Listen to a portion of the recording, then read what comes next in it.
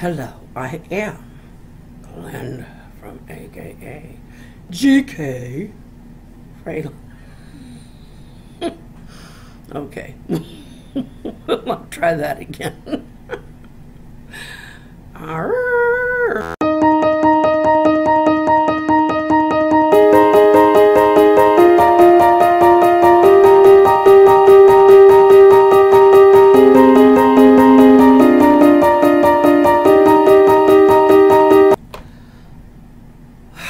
I guess it's time to get back to part 2 of my journey as bipolar. I left off, I believe I was going to nursing school. Anyway, I didn't realize for a very long time that there was really anything. In fact, I was getting really happy that I was learning, and I was doing, and I was being a mommy, and I was just living life. Anyway, I aced almost all my classes in school. I passed my boards. I got a job but I went to work at that Lutheran hospital. It was an old hospital. It's no longer there. And one thing I had been, well, both the instructors and people I worked with, and I kind of already knew that part, was, well, I just found out I was intelligent, but I'd always known I had a practical sense to me. I could apply. Once I learned it, I could apply it. I mean, you grow up on a farm, you learn how to drive a tractor, you learn how to pull a baler behind it, you know, that kind of stuff. You pretty well know you can do things. I had to learn how to cook. My Lord, my mom wouldn't have had it any other way. So, you know, practically speaking, I was very capable. I thought that I was pretty stable. But pretty much I didn't cry. Very seldom. I remember crying that day. But very seldom did I cry. But I got my job at the Lutheran Hospital, and I was there from March 81, I believe, until October of 82. I didn't quit. It quit. They called me. We'd seen, things had been winding down for about a week. But, it'd probably been winding down a lot more. We just didn't know it. But we were having meetings almost every day about, well, we're having some difficulties with this, financial difficulties here and there. And we're going to get through it. We're going to get through it. And they may have to cut down some staff, la-di-da. Anyway, so one thing I did learn while I was there, because I did cry once while I was working. I was just not getting, well, I was giving the meds right, I was doing all that right, but I couldn't remember. I had to keep looking on my paper to see my patients' names. Once it was just not, it wasn't usual for me, and I got called on it. And that made me cry. Getting called on it made me cry. And I was like, I don't cry. What's wrong? Well, she said, Glenda, when was your last cycle? Now, we weren't trying not to get pregnant at the time. We were doing okay. He was working at the job he'd been working at for a while. Thought was going to be his lifelong career. Anyway, went down to the lab. She did a pregnancy test. Guess what, Glenda? You're expecting your 3rd child. Yay! We were happy. I was happy. I was in heaven. I didn't have any more problems. Anyway, so they called in October and I'm starting to get out to here. I'm due in January, and this was my third one, so I showed a lot sooner. But I was at that point able to collect unemployment, which I was doing. I'd earned it. Anyway,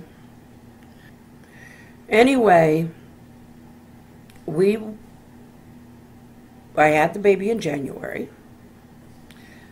Unfortunately, I called the unemployment agency and I said, I just had my baby. I also had surgery because I had a tubal ligation.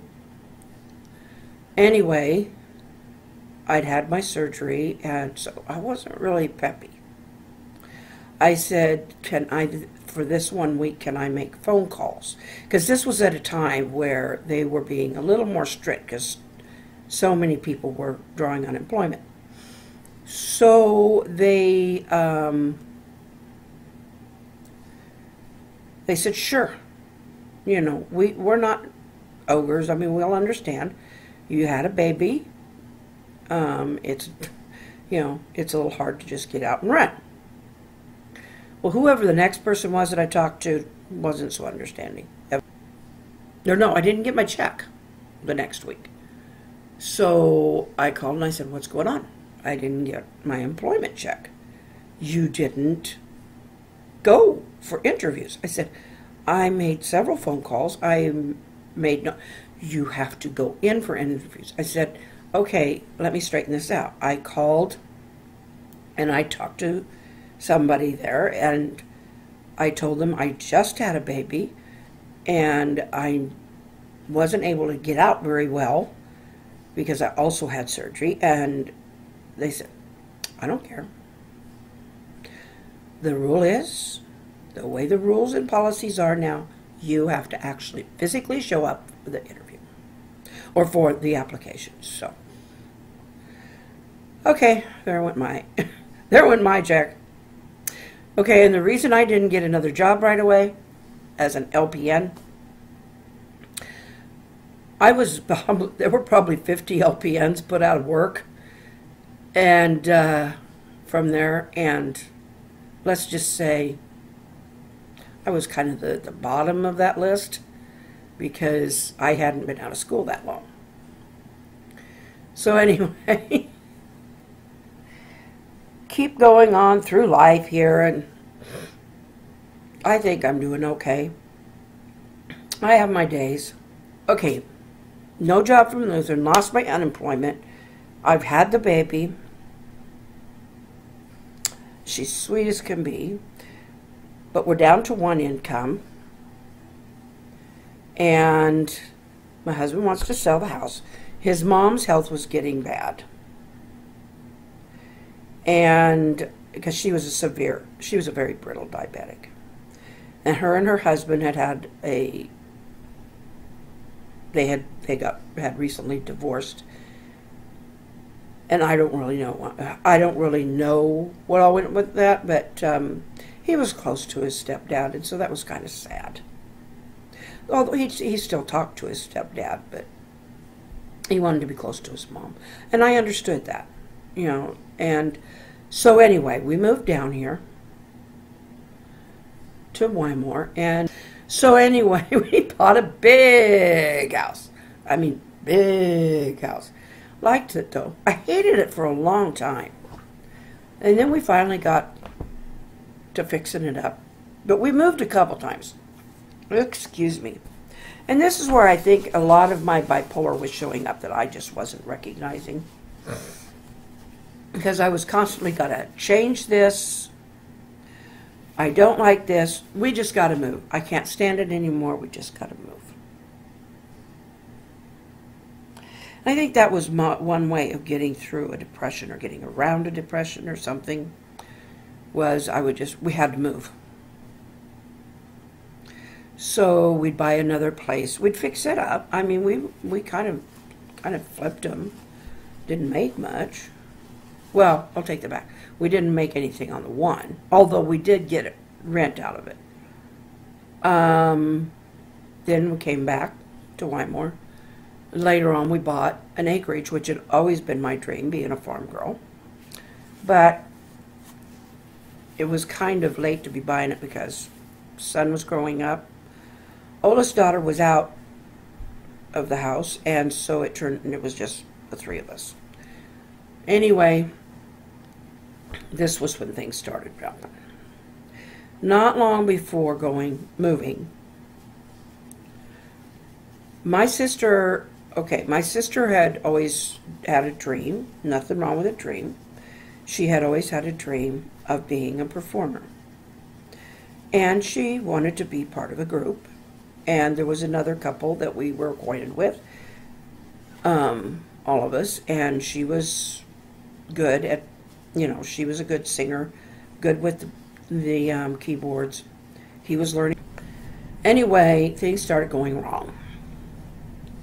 And afterwards, I felt like such a failure. I experienced several episodes, or a lot of episodes, of not being able to answer people, and they get really irritated with me. Either I'd hear them and couldn't respond, or I just was lost in some nowhere land and I didn't hear anything or whatever. Then I started the mind racing. Anyway, they say you can't think of two things at once, but what you can do is you can fire your thoughts. It's not something you do on purpose. But you sit there and you go from one thought to another so fast that your mind's just, and you don't know what's going on.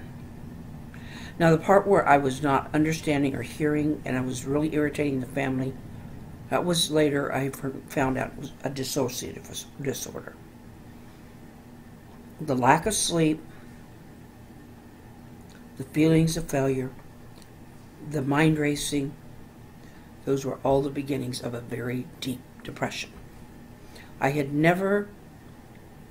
gone through things where I wanted to tell people that I wish I died, wish I'd never been born, la da da.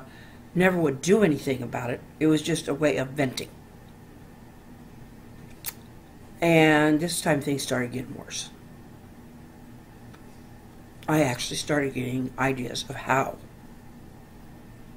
my family would be better off without me. I just knew it. I knew that Joe would be better off with another woman. I knew that my kids would be better off with someone who was whole.